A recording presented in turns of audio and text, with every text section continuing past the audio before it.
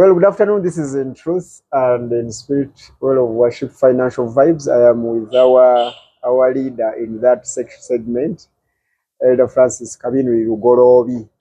And today we have entitled this session, The Leverage of Wealth. Francis, why do I need to be wealthy? And when I'm wealthy, what advantage do I have those who are not? And when I'm wealthy, do I even know that that is a leverage against life altogether? Thank you very much. Now, I'll begin with a question you haven't asked. Yes. What is being wealthy? Okay.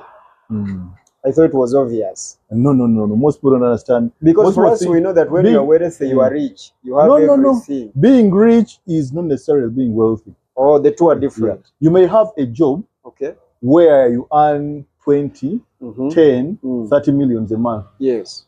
And you build a good house and you have an expensive vehicle and all that. But that doesn't make you wealthy. In the generation of... You are just rich. In the generation of Jethro, of Omeme, they used to have one of their leaders who was paid 300 million shillings per month, 10 million per day. But he used to wake up every morning and report to work and meet his goals for him to get a paycheck. Was he wealthy or rich? He was rich. Not wealthy? No. Which is bigger? Because we are looking for the biggest, the top. Top is wealthy. Oh. Wealth is not about the numbers, how much money. Okay. Wealth is about status. And let me explain the status. Okay. Being wealthy is having enough resources. Enough resources coming from investments where you don't have to put any effort. Earning in your absentia. Earning in your sleep, earning in your absentia. Now, whenever you have resources from which you earn without your input or participation, practical participation, and then whatever comes out of those resources can help to meet your needs, wants, and dreams, then you're wealthy. But if you're working for someone else and through that work you get income or salary to meet your needs and wants, but at the cost of some of your dreams, then you're just rich. You're not wealthy. You're not wealthy. So what is the leverage of wealth? The leverage of wealth is, to understand the leverage of wealth, you must understand our desire as human beings. Yes. Every human being has things they want to do and has dreams of where they want to go and has ways they want to live their lives unabated. Like if I asked you that if money was not a problem, if income was not a problem, at what time would you wake up?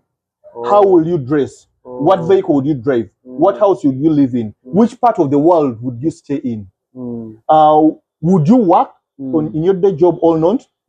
What hobbies would you spend all your days, all the hours of the day attending to your hobbies? Many people will describe to you things they are not doing, yet they have the ability to. Yeah, they have the ability to. But they can't. They can't. For example, most human beings, given a chance, they will participate more in their hobbies than in their daily work life. Given a chance. Given a chance. Which they are not given. Wealth gives you time. The leverage of wealth is that when you are wealthy, because your money, your income comes from resources which don't need your participation, you have time.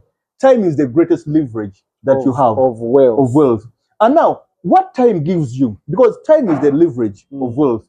Time affords you the ability to pursue your vision, your goals, your dreams unabated. Because a poor man or anyone in the working class who is rich, but in the working class, does not have the leverage of time. You have to report to work at 8. You have to leave work at 5. To get to work by 8, you must wake up at 5:30. And to get back after work at 5, you get home at 7. And And you are tired. There are few wealthy people then. Yeah. We thought that someone who has all that he wants, he has many cars, many houses, companies working and factories working, those are still the busiest in our community. So you are saying that these are still poor and they are not set free. Yeah. Actually, the problem is, whereas being wealthy gives you the leverage of time, yes, many people do not understand what wealth is, even many wealthy people. Oh. So they think that wealth is an end in itself, not a means to an end. Wealth is supposed to fulfill your dreams, the other desires I talked about. Yes. Now, many people who are wealthy, as they are striving to get wealthy, they have it in their mind that wealth is an end in itself. So they even have numbers in their heads which are beyond their desires of what they want to achieve. Which keep changing whenever they achieve those figures. And those numbers are not dependent on what they really need or want, but those numbers are dependent on what their friends have or what their competition has. Their comparative figures. One time I asked one of my clients who had come for consultation, he told me that he wanted to accumulate a net worth or wealth equivalent to 5 billion. 5 billion. Yeah, so I asked him, we had a discussion, a debate over what they needed and wanted.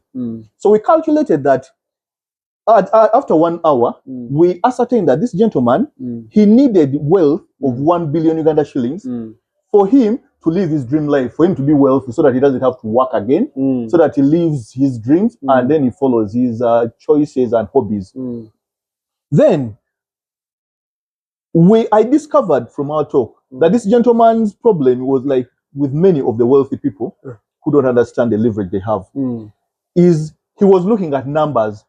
When I asked him why the 5 billion figure, he told me that his friend, his best friend, had 5 billion as his net worth.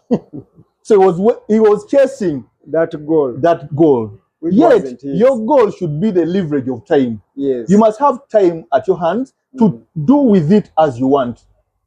Okay. Yeah. That's the leverage. That's the leverage of wealth. The ability to choose to do with the time what you want. When to wake up. And when to wake up. Where to go. How to eat, at what time to eat. Okay. Which person to visit. Many times you have friends. Yes. You ask them, I want to visit you today. Say, but I'll be working. You can come on the weekend. But even, no, you will come on Sunday.